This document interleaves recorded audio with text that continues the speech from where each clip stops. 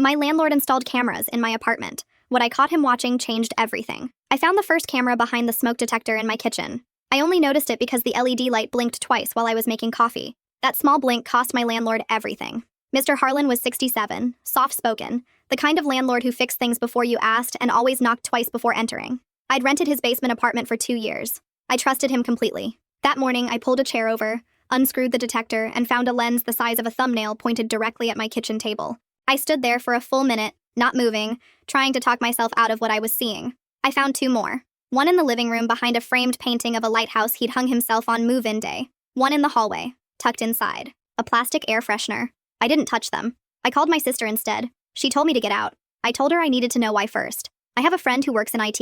Within 3 hours, he had traced the cameras back to a single IP address and a cloud storage account. We got in. That's when everything I thought I knew about Mr. Harlan collapsed into something I didn't have words for yet. The footage wasn't what I expected. It wasn't disturbing. It was just me. Eating cereal at 7 a.m., reading on the couch. Falling asleep with the TV on. Hundreds of hours of completely ordinary moments.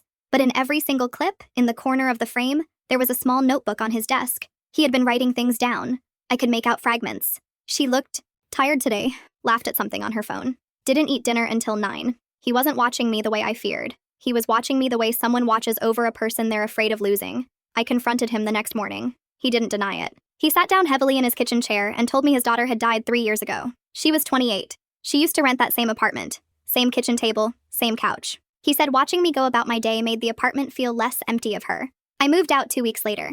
I had to. But before I left, I printed out a photo of us from the building's Christmas party. Him, me, my sister, and left it on the kitchen table. I don't know if that was the right thing. I still don't. The cameras were illegal. What he did was wrong. I know that. But sometimes the most invasive thing a person can do comes from the most broken kind of love. And I've never once been able to hate him for it.